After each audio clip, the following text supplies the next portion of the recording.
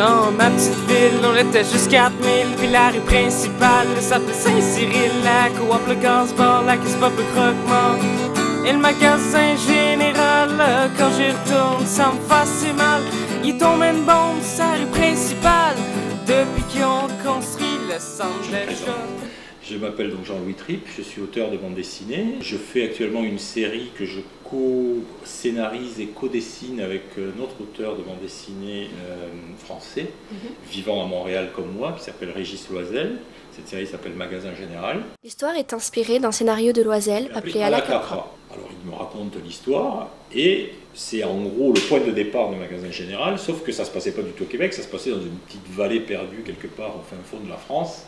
L'histoire de cette veuve, comme ça, m'intéresse. Et alors là, je me dis, mais ça c'est très bien, mais cette histoire-là, elle peut très bien se passer au Québec, on n'a qu'à la faire se passer au Québec. On a décidé que ce serait une bande dessinée québécoise, donc que les gens parleraient québécois et non pas un français avec quelques sacres rajoutés.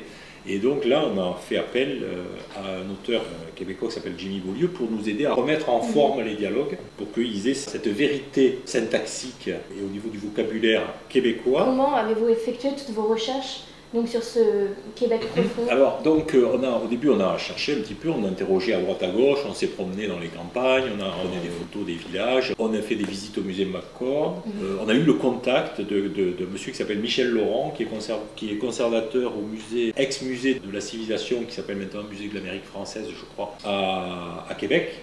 Et ce Michel Laurent a accepté de nous servir un petit peu de conseiller historique.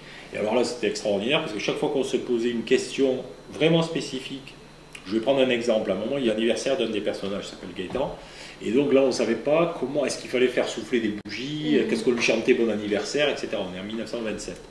Donc on lui a envoyé la question et on a reçu 2 pages de réponses détaillées en disant non, alors la chanson Bon anniversaire n'arrive plus tard, après la Seconde Guerre mondiale, à cette époque-là on faisait pas ça, on faisait un truc qui s'appelle la bascule. Donc la bascule, ça consiste à prendre la personne dont c'est l'anniversaire par les 4 personnes, par les 2 pieds et les 2 bras, et on lui tape les fesses sur le sol autant de fois qu'il a donné. Est-ce que vous envisagez de rester au Québec ou de retourner en France? J'ai encore un album de Magasin Général à faire qui va prendre pratiquement 2 ans, ça va être un gros album. C'est sûr que ça, c'est le truc qui va se finir ici. Après, je sais pas. Quand je suis au Québec, il y a quelques petits trucs qui me manquent de la France, mais si je retournais en France, il y a beaucoup de trucs qui me manqueraient du Québec aussi.